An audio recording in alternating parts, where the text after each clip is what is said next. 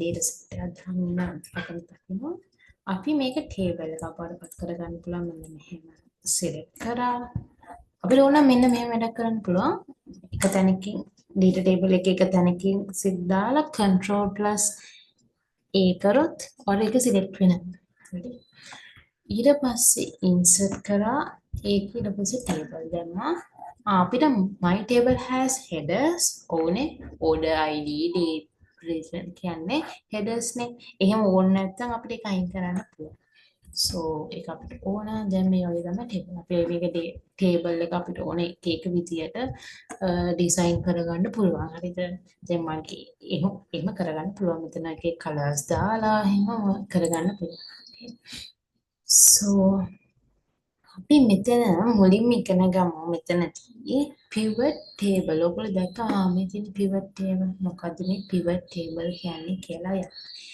Easily arrange and summarize complex data in a pivot table. You can double click a value to see which details value make up the summarized total. මොකක්ද කියන්නේ? අපි බලමු කරලා. From table orange. හරි. අපි බලමු මෙන්න මේක existing එකකින් දාලා location එක අපි මේ හරින් දාමු. හරි. existing කිව්වම එතකොට මේ table මේ worksheet එකේම තමයි යන්නේ.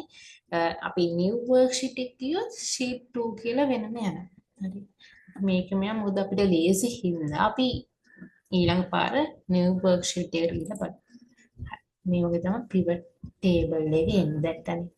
හරි. අපි බලන්න ඕන මට දැන් මෙහෙම එකක් තමයි ඕනේ නිකන් බලන්න. මේක ඉපාරේ. මේ ඔයාට මෙහෙම එකක් ඕනේ කියලා මේ වගේ table එක.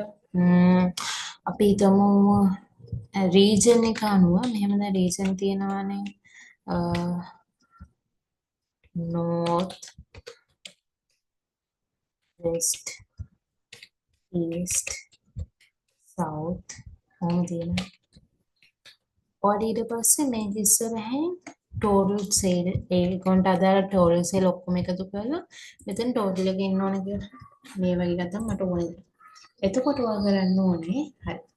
මට ඕනේ row එකට ඕනේ මෙහෙම row එකට අපි බලමු මට ඕනේ region. මෙන්න මේක ඇවිල්ලා drag drop කරන්න ඕන row එකට. හරි. ඔන්න දැක්කනේ මේ විදිහට ආවා.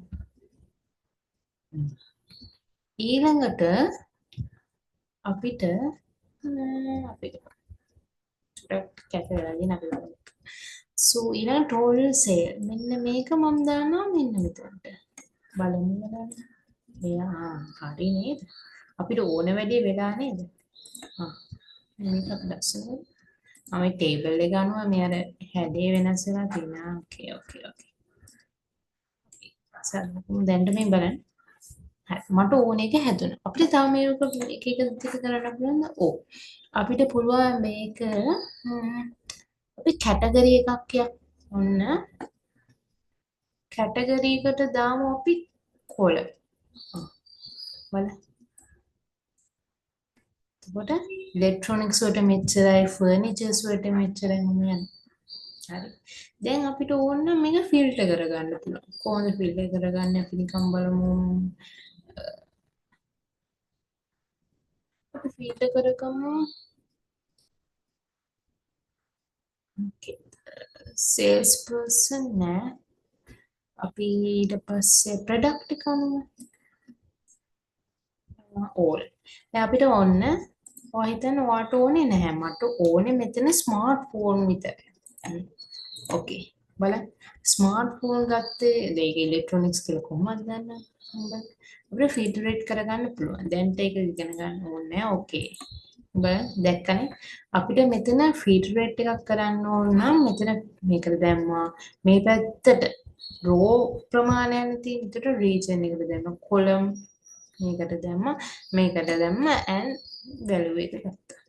තමයි pivot table. අපිට මේකටම pivot chart එක හදන්න පුළුවන්ද? ඔව්.